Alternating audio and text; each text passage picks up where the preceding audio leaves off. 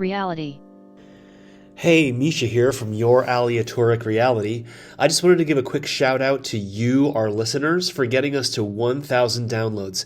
Thanks so much for listening, and please keep those 5-star reviews coming. It really helps us to spread chaos or whatever it is that we do. Anyhow, this is our crossover episode with Heath Lambert from That's So Random, a random movie podcast, where he uses a tool that he calls the magic button to select a movie completely at random from the libraries of all the streaming services. So we interviewed Heath about the show, and then we pick a movie to review with him on his show. So keep your eyes on That's So Random around the end of May 2026 for the episode with me and Damon as guests. And now, here's our conversation with Heath Lambert from That's So Random, a random movie podcast. We're here with Heath Lambert, the host of That's So Random, a random movie podcast. Heath, how you doing? I'm excellent. I'm glad to be here. Glad you're here. So I encountered you on Reddit, saw that you had random in the title of your show, and so naturally, being a podcast about randomness, I was like, hey, how's your randomness work? Tell me more. Yeah, it's certainly not as in-depth a process as you guys have. I didn't pick my show title at random. I don't have a theme song that was chosen at random. So I'm not quite as deep in the weeds as you fellas are. But well, your podcast is essentially about movies. So I wouldn't expect you to do all that rigmarole. I think from your point of view, it's rigmarole. On your show, it would be rigmarole. Or the secret might be that you prepare for your podcast. That could be too. Slightly. Yeah. The whole purpose of the randomness is so that we don't have to have a script. Right. All right. Well, it's just all a giant work.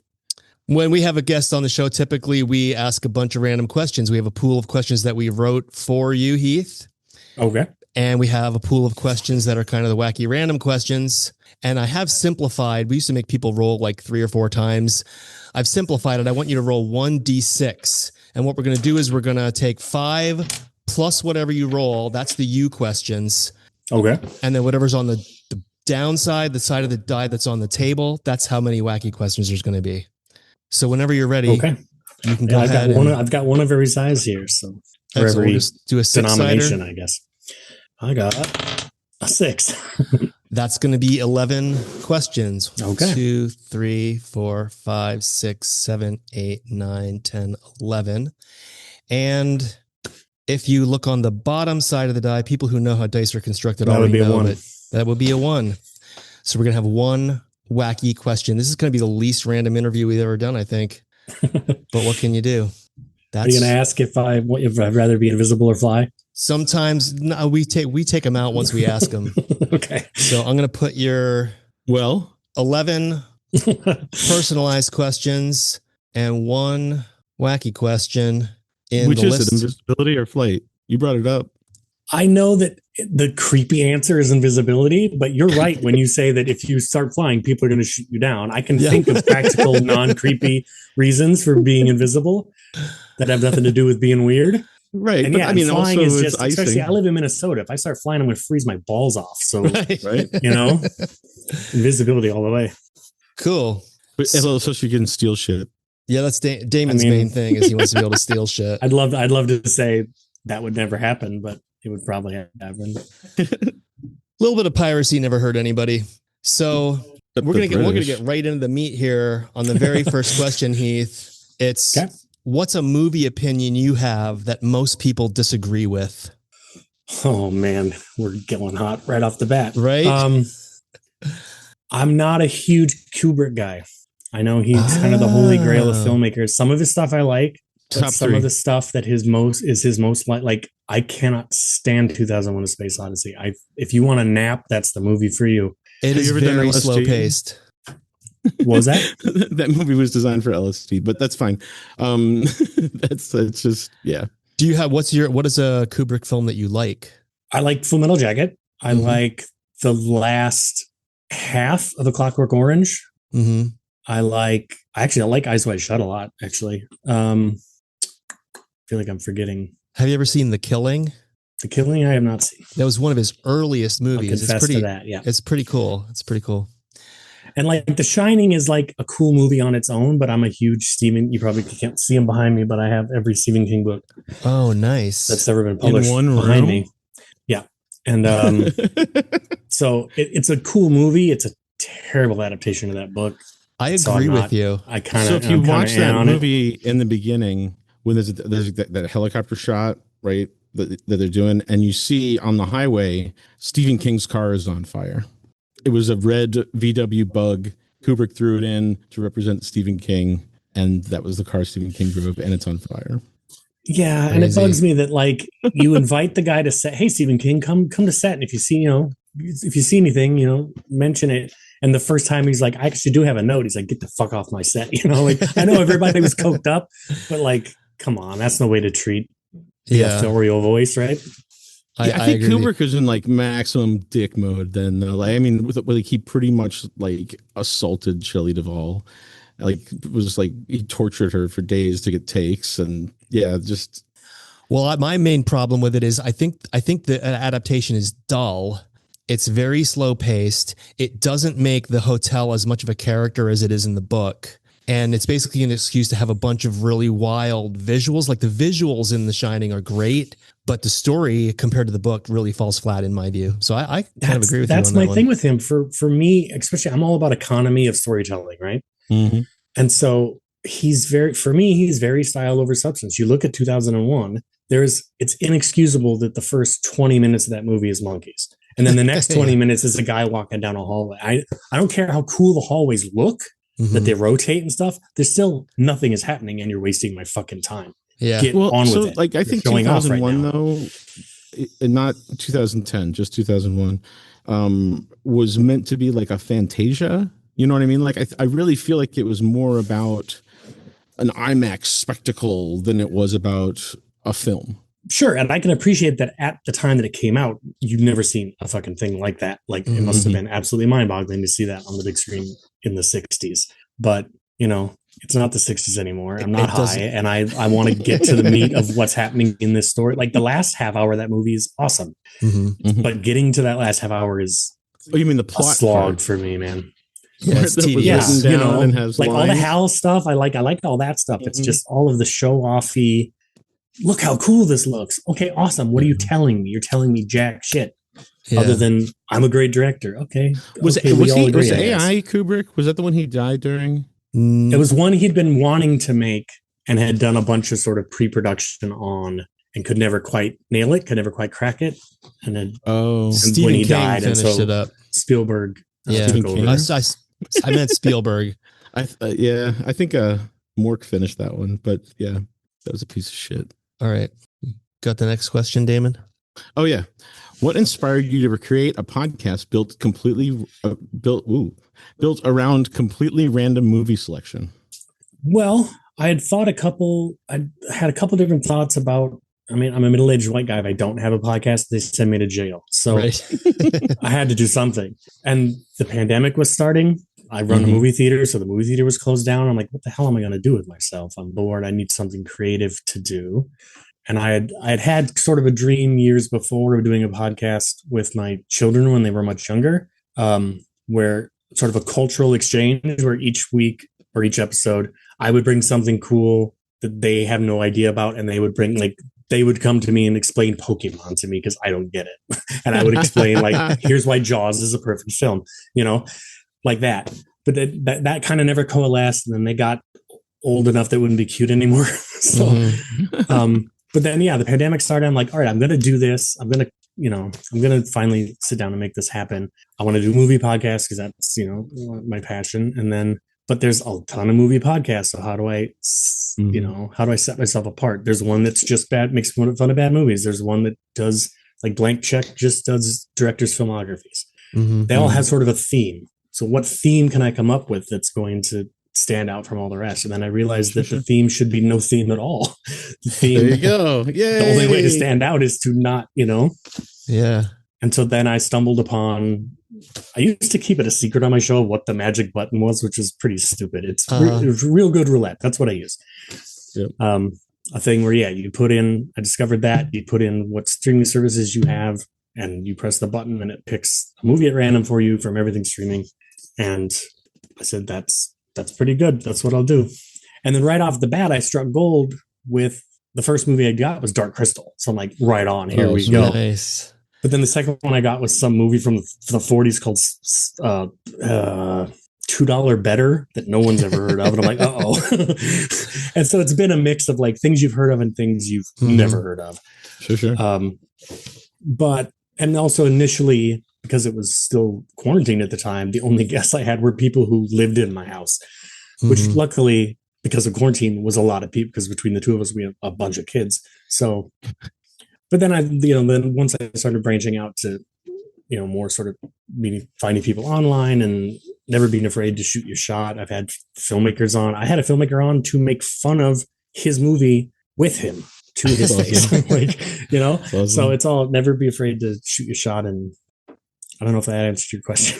Yeah, no, I really like how you got to have your magic button both ways. You got to have it be this mysterious, like I hit the magic button and it gives me a movie.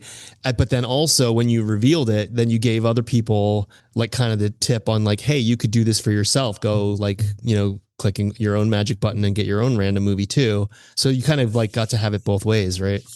At different times. I think I was, I don't know why it was pretty silly that I was like, I'll never tell, but it's like people knew about. And I think there's other randomizers as well. That's just the one I happen to use. It's a fairly popular one. So it's not like people didn't know about it and I discovered some secret thing. I don't know why I kept it to myself for so long, but eventually I was just like, yeah, whatever. All right. I was going to ask you, Heath, what keeps you motivated to keep the show going after so many episodes? There's been times that I wasn't terribly motivated. There was a while there I thought I might be done, because the first 100 episodes I did this weekly, which during finding guests during like pandemic, during quarantine, during lockdown, whatever, was a lot easier because everybody had a lot of free time. But round about episode 100, I started finding it much harder, because with only like a week lead time, because at the end of each episode, I find out what the next episode's movie is. So that gives me 6 days to find a guest, book them, and get us both watching the movie. And I always watch the movies twice. I watch it once just to kind of take it in. And then the second time I take my notes and really drill down. So only 6 days to line somebody up and get that recorded and released. I don't know how I did it for 100 episodes, to be honest.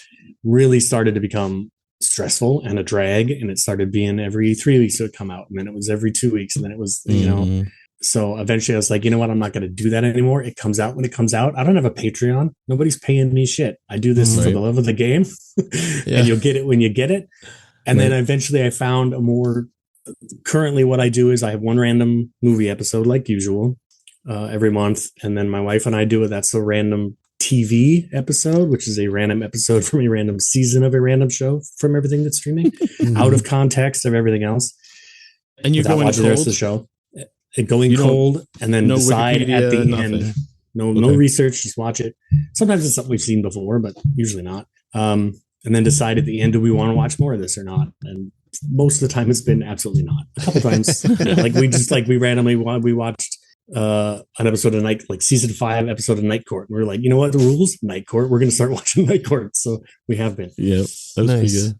And then I wonder how much by then knows, like with some weird shows, like how they try to bring you up to speed. If it's I never really thought about that. Yeah, we found there's a lot of shows that don't do a great job explaining. We also watched a show where the first episode felt like it was the 7th episode, and we had no clue what was going on. So I guess it depends on the show, but sure. Yeah, and then also do a monthly bonus commentary track. I started out doing the MCU, and I got up to, I think, Ant-Man is where I left off, and then I took a break from that I'm finishing up the Nightmare on Elm Street franchise. And when I'm done with that, I'll probably go back to the MCU for a little bit until you should have Dokken on. Think of another franchise to do. I should reach out to Dokken. I already did that episode though, so I missed the boat on that one. New Nightmares next. So who did a song for that? Probably nobody. Yeah. Which Marvel MCU movie did you start with? I was doing them chronologically. Which one's the first one? The first one would be Iron Man. Okay. Original Iron Man. Not counting, well, now everything sort of counts because of the multiverse stuff. So like the Fox X-Men movies sort of count now, and the Raimi Spider-Mans sort of count now. I figured that was what you were going to say, but I was just curious since you I just thought you might have a different take on it. Started with Iron Man, and then I left off with whatever is probably, oh God. I know Ant-Man is next when I come back. So whatever the one right before Ant-Man was, that's where I stopped. Paul Rudd learned all those magic tricks for real. Yeah, he seems like a guy who would be not method so much, but like is devoted to his craft. When you live forever, you have plenty of time to learn. Since he is an immortal vampire, he has plenty of time to learn magic. Gotcha. What's one movie you would have never watched without the show, but that you ended up loving? Oh, that's a good question. That has happened a couple times actually, where something I've never heard of, and usually that's not a good sign. And it's going to be what you expect. It's going to be some, But yeah, there have been some gems that I stumbled upon that I was like, oh wow, I can't believe. Especially some where it's like, this cast is stacked. How have I never even heard of this? Like I did on Apple TV. No, I did an episode with my parents on a movie called The Conspirator, which Robert Redford directed. It's about the Lincoln assassination. I'd never heard of it, but it's got off the top, it's got 10 recognizable people that you're immediately like, oh, it's that guy. Lincoln. Starting with like James McAvoy is in it, and just a ton of people. I'm like, how have I never heard of this movie? And sometimes a little B or C grade that you expect nothing from. Like there was a movie we did called This Is Our Home, this little horror movie on Tubi that I never heard of and never would have watched if it hadn't come up randomly. And we wound up loving it. Like it's all atmosphere. It's all just dread and like weird in fun ways. And like, so that was a good one. There's a New Zealand movie called, I guess it's a remake, but the one I watched was called Pork Pie. That's like a cross-country sort of road trip movie with two guys and a girl. That was a lot of fun. I had never heard of that.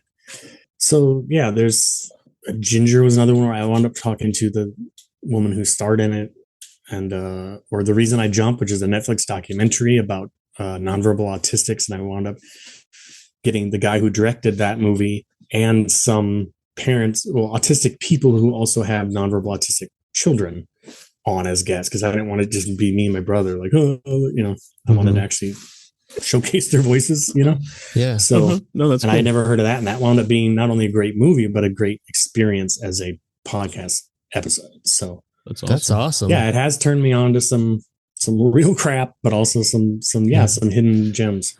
Yeah, well, that's what that's what we find with random reality too, because sometimes you get something completely shit that you don't want, but then sometimes you have the best time of your life that you never would have done otherwise. That's how randomness works. So there's only been 2 times I've broken the rules of the show. Once was episode 100. I decided I'm going to pick, it's 100. I'm going to celebrate. I'm going to pick the movie. And I had a big, because every 25 episodes is a full commentary episode, like a watch along.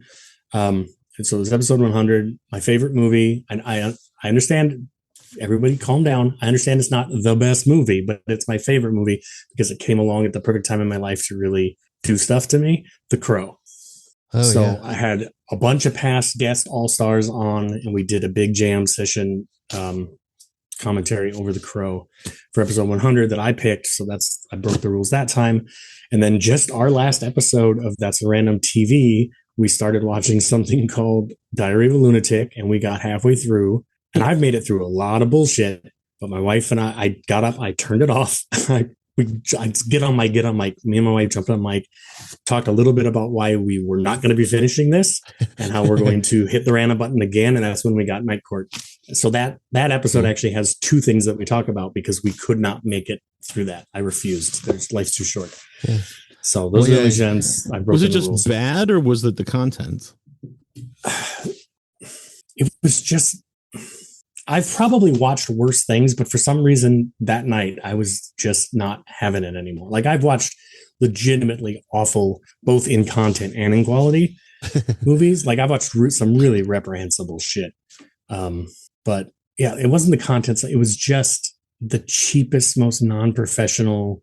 How was this ever on? It must have been a web series, not so much a TV show, but it came up as a TV show on Real Good Roulette. I don't know, but it was just absolute nonsense, and I just was not going to have any more of it, and I wasn't going to subject my wife to it as well. Like we both had better things we could do. So yeah, that doesn't happen. That's never happened before. It probably won't ever happen again. But for whatever reason that night, I just drew a line in the sand and I said, no, we're not doing this. Other than that specific case, have there been any episodes that went completely off the rails? Off the rails in what way? As far as like the guests went crazy? Well, either, maybe like you had an argument, like your guest completely disagreed, or stuff went haywire. Like, is there anything, or is that like your craziest story, the Diary of a Lunatic? Haywire. I mean, I had a guest that I usually only, because when I reach out to people on Twitter, I usually have a pretty good idea of kind of who they are. So I'm not bringing on some like extreme right wing job to talk about stuff. But, or maybe he approached me when he saw he had heard what movie I was doing. I don't remember, but a New Yorker guy I didn't really know. He was the guest to talk about, God, what movie was it? It was like a breakdancing movie from the 80s. Sweet. But he used what I was not 100% sure, but kind of sure was a racial slur on the mic. But it's one where I was like, I'm not, is that? I think it is, right? What is it? Spell it partially. I'll just say it, and you can decide if you want to blurt it out. Or he said Guinea. Oh, for an Italian it wasn't Guinea. person? No, it wasn't Guinea. It was one that was worse than that. God, what was it? Oh, that's gonna drive me crazy, but I don't want to take up too much dead air thinking about it. Yeah. Well, safe to say that that's fairly off the rails. No, so there was that, but that wasn't that big a deal because I could just edit it out, and the rest of the episode was fine. Right. Well, that's good.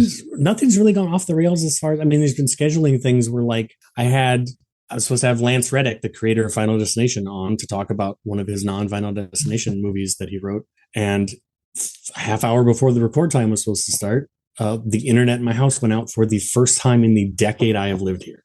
So I had to message this man, this professional Hollywood guy, and say, I don't know what to tell you. And he was such a sweetheart about it. I was like, that's cool. We can reschedule for, next week or whatever. So that wound up being fine too. And it wound up being a good episode. Yeah. But yeah, nothing too crazy. Well, that's pretty great in 6 years of doing it. Mm-hmm. For sure. And the only time, I guess not, it kind of counts under breaking the rules too. Early on, because the problem is stuff comes on and leaves streaming services kind of unannounced. And I got, at the end of the episode, my random pick was The Invisible Man, the original one from the 30s. And I looked, it was right there on HBO Max or wherever it was. And 2 days later, when I went to watch it, it wasn't there anymore, and it wasn't anywhere anymore.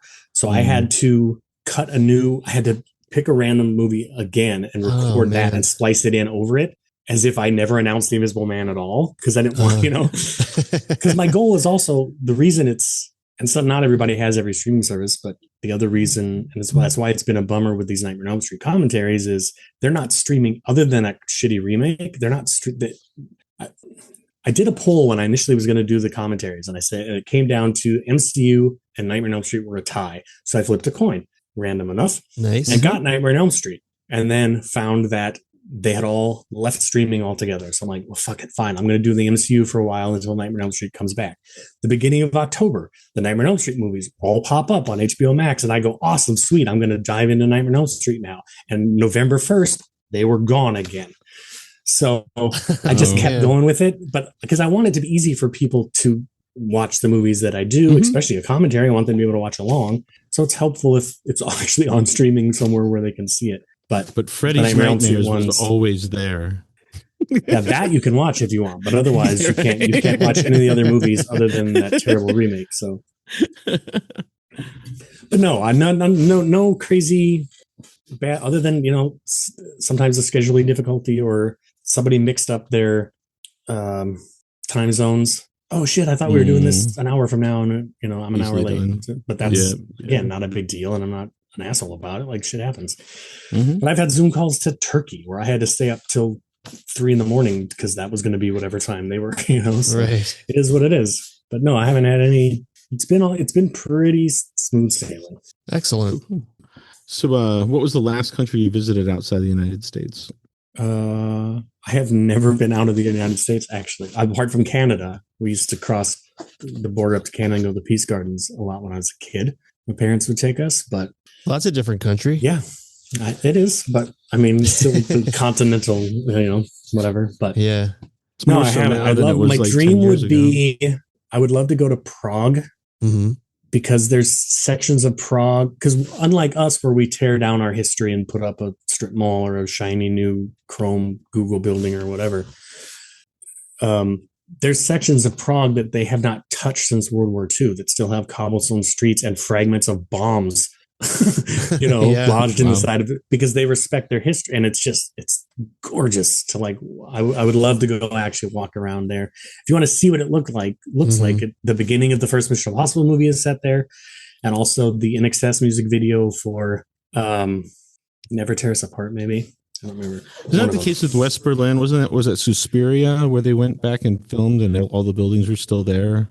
Could be. You mean the remake? Yeah. Oh, I didn't get too deep into the details of the remake because I didn't think Tom York came close to Goblin, so I just said screw this whole thing. Fair. That'd be a great reason to go to Prague, though. If you like King's Crimson or something like that, you can check out where their music came from. But yeah, so, I'm boring. I've never left the country. I haven't been on a plane, in fact, since my family took me to Disneyland when I was like 2. It was the last time I was on an airplane, and I'm almost 50, so I'm pretty boring. Nothing wrong with that. Yeah, I think you touched on this a little bit when we asked about your inspiration for starting the podcast. But what were your goals, if any, when you first launched the show? And if you didn't have any at the time, did you end up developing goals for the show? Yeah, initially it was kind of just for something to do and to entertain myself. And then once I was kind of just fucking around. When I started, I didn't have proper, I'm not even going to tell you about what my recording method for the first couple episodes was, but it was preposterous. So I didn't have any real equipment. I didn't know how to edit anything. So I've gone back now and cleaned up a lot of those early episodes, but initially they did not sound great. But I didn't know what I was doing, I was DIY making it up as I go. That's cool though. You learn a lot more that way, I think, than if you just do. And then once I got Audacity and learned how to use it, that changed a lot. Audacity's rad. I still use it. And then eventually, somehow by some miracle, some people started to listen to it slowly, and then it starts to snowball. And then it became, this is actually viable. I'm never going to make a dime off this. Quite the opposite, because I've shelled out to get equipment and stuff. But the audience has slowly grown, and what's helped with that a lot is, again, shooting your shot, reaching out to shows bigger than mine to be a guest on their show, because that turns people onto my show. And I did God Awful Movies a couple of weeks ago, which is a huge show, and they were nice enough. I love that show, and they were nice enough to have me on. And my listenership since that episode has been bananas compared to what it used to be. So, that's awesome. But that's never the goal. But it's nice to see. It's nice to know, like, I'm not just shouting into the void. Like, this amount of people listened to my voice today or this week. That's pretty cool. I can look at a map and go, there's people in Switzerland who've heard my voice. There's people in Australia have heard my voice. That's crazy. I've never been there. I'm never going to get to go there. I'm never going to meet this person. But someone who maybe doesn't even speak English as their first language is like listening to me bullshit about a movie. Like, that's a pretty cool feeling. Yeah, that is super cool.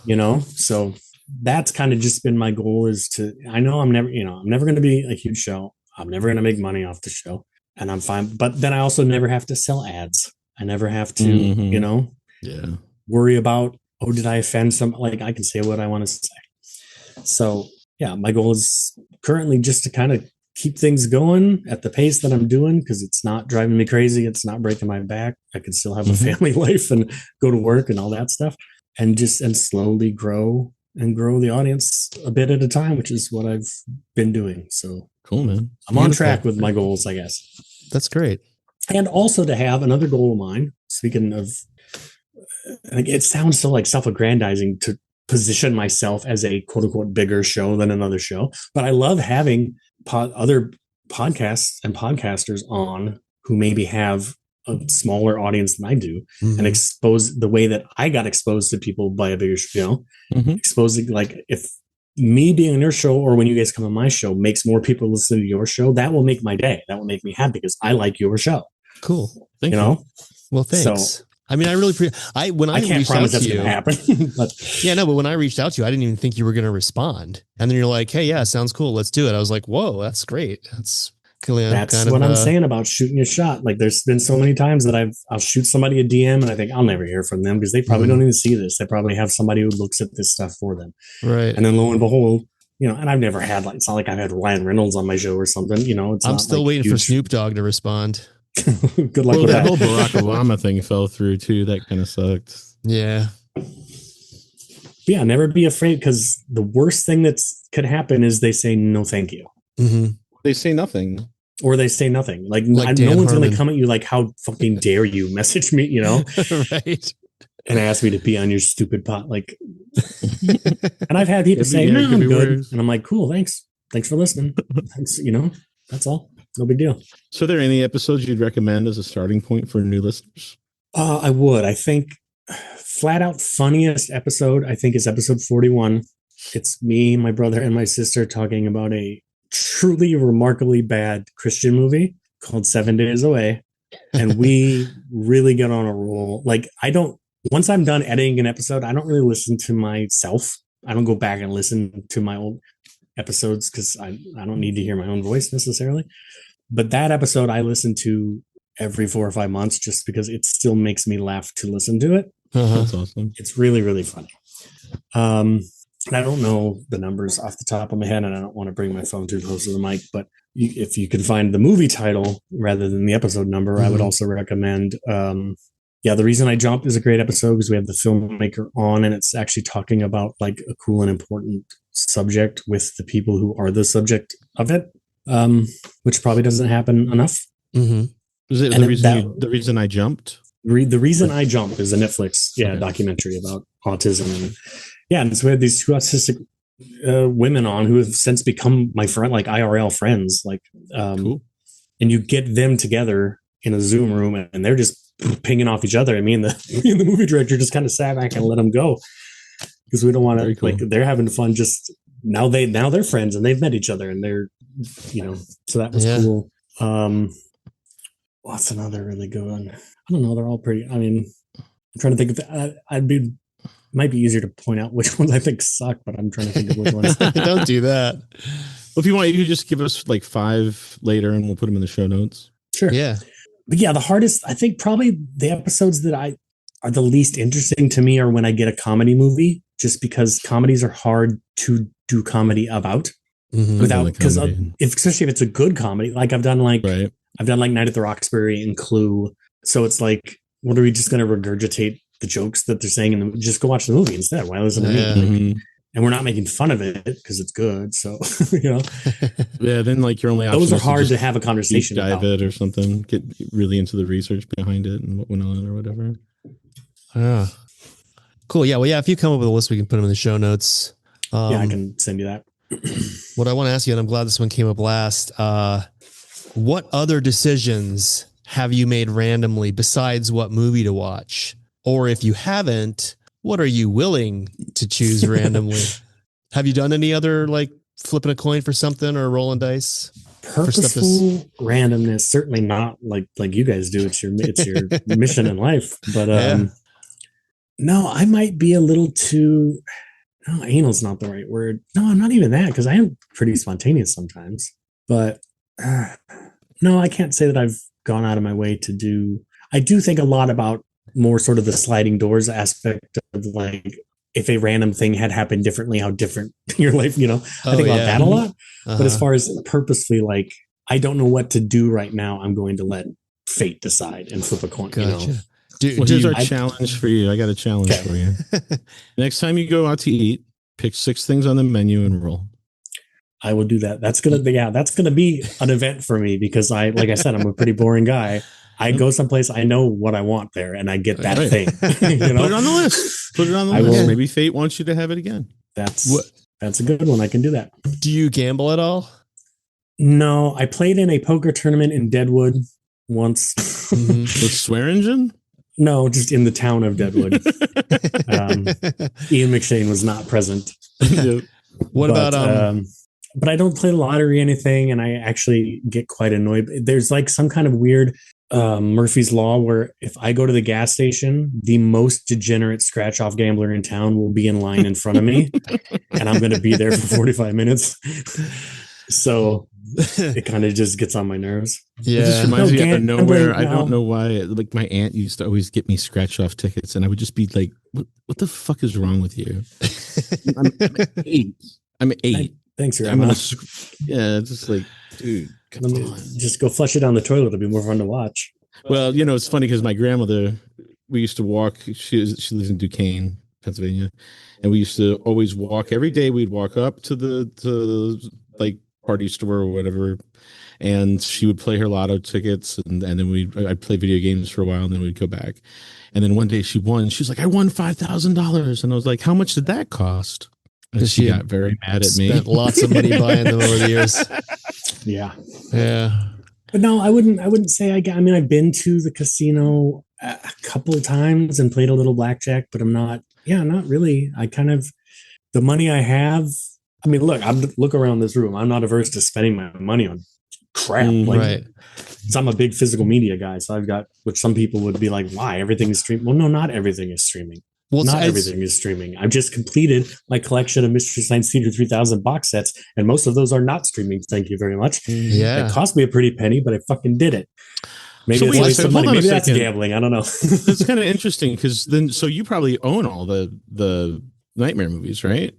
I do. I had them on Blu-ray already, and then I upgraded when that 4K set just came out a while ago. I upgraded to that. So I've been watching, and I mention it when I'm doing the commentaries. Like I have my 4K disc paused at 5 seconds for everybody, But you just so the whole thing is you people wanted people to be able to stream the movie and participate. That was why you shuffled that around. Yes, and then that was taken away from me. Yeah. Hopefully, enough people have them even on DVD or something. Whatever, Yeah. Enough. Some people could still watch along, but.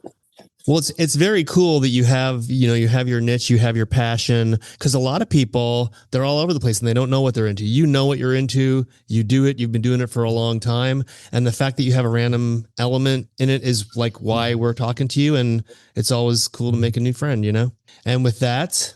Yeah, I'm glad you reached out to me because I've spent the last couple of weeks listening to your guys' show and enjoying the hell out of it. So cool. Nice. Yeah. So with that said, we are going to go as guests on Heath's show. And we proposed that instead of just him hitting the magic button, since randomness is what we do, why don't we mix it up a little to pick the movie that we're going to review with Heath? So already we're still going to use Heath's magic button, but each of us is going to do it 2 times so that we'll have a list of 6, and then we'll have Heath roll the final D6 to get the actual final movie that we 3 are going to watch and then review on his show. You guys have your real goods ready? And I took off the ones you guys said you didn't have. So I do have it. There should only be, if I'm remembering correctly, so there should only be 9 streaming I think options. what we had come up with was Disney, Netflix, Prime, Max, Tubi, Pluto, and Hulu, which I think is actually 7. All right, what do I have extra here? Let me check on this. Oh, no, I have 7.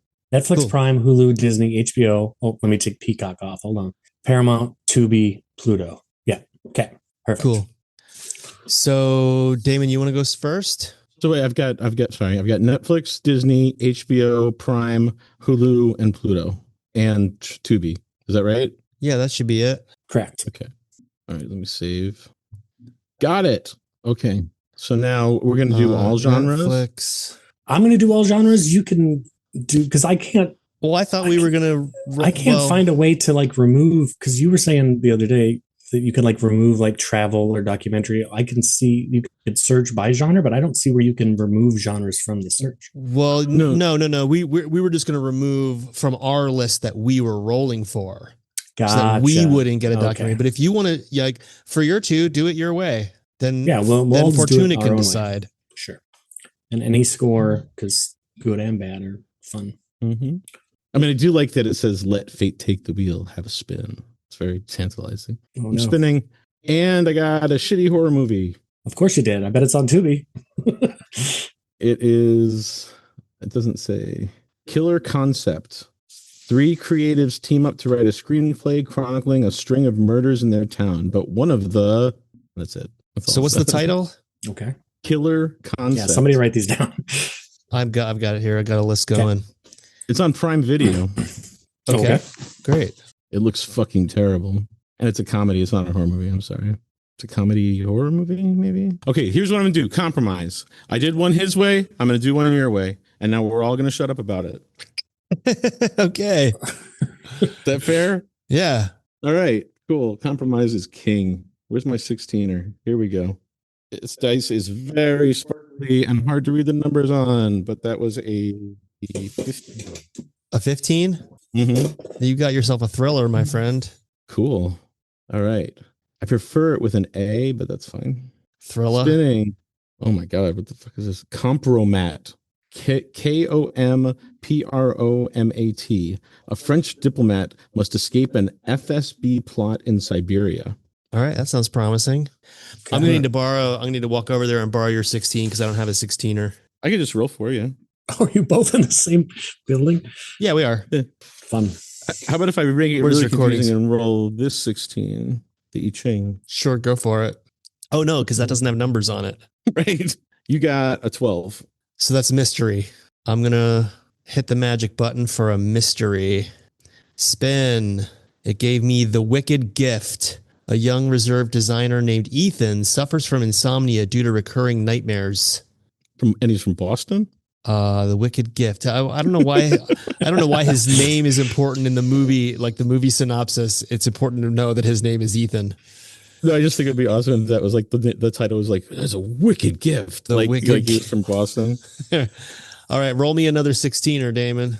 No, now you have to click. Oh, now I have to. Oh, and I have to click You all have to genres. raw dog it now. You have to raw dog it once. Okay, I'm spinning raw dog, which apparently means something non-sexual nowadays.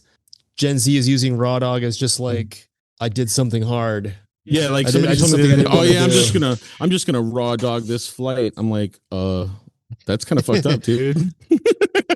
So Are you going alone? Good. I did get an all genre hit here. Something Like a Business. Oh God. An aspiring pimp struggles to make a mint after inheriting his late uncle's escort service. That sounds awesome. What year is it from? It's from 2010, surprisingly, because it is certainly blaxploitation themed, but it's not that old. Something Like a Business. All right, Heath, do you want me to roll for you for your genre? Are you going to do the same thing? 1 and 1? Sure. All right. 11. That's a Sequential musical. numbers. Musical. Have you done any musicals on the show? I did Moulin Rouge, Nice. and that might be it. That's probably the only one. Grease too. All right, musical. Oh no. What is it? I got The Greatest Showman, a movie that I have seen and don't particularly care for. Oh, If you've already seen it, you roll again. yeah, I agree with that. Oh no. I haven't done it for the show. I've just seen the movie. Oh, okay. Oh. Right. Well, this Yeah, only even is so. only a 16% chance that we'll get that one. True. So you can go ahead and raw dog it now. Right. Then our last option is Mississippi River Sharks. It is an action adventure from 2017. It is on Tubi and Prime. Sharks attack a fish rodeo on the Mississippi River, and it's up to a group of locals to stop them. Oh my God. I so hope we get that one. I kind of hope we get that one too. All right. Well, we have our 6 possibilities. I got a 6 there. We were going to have Heath roll it though, Oh, okay. Me? Yep.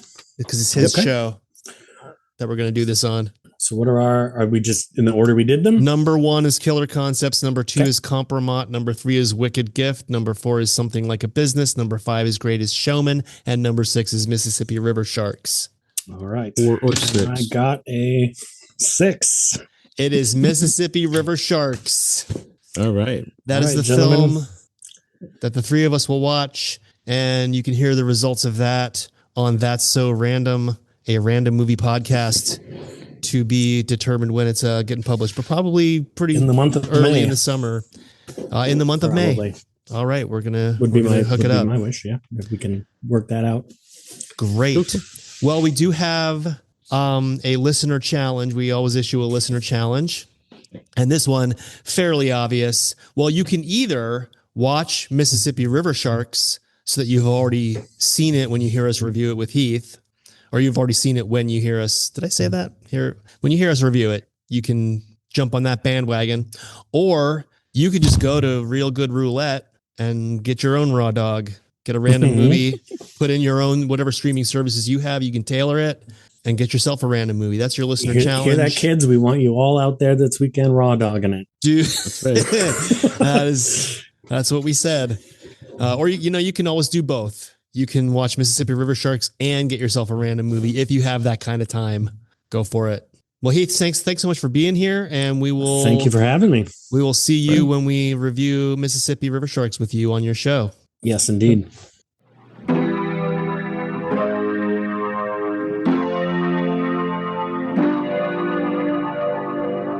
Well, there you have it, listener challenge and all. I can reveal that at the time of this release, we have already recorded our episode of That's So Random, a random movie podcast, and Heath tells us that he will be releasing it at the end of May, and that's 2026. So head on over there for the follow-up. Thanks for listening, and stay random. Your aleatoric reality.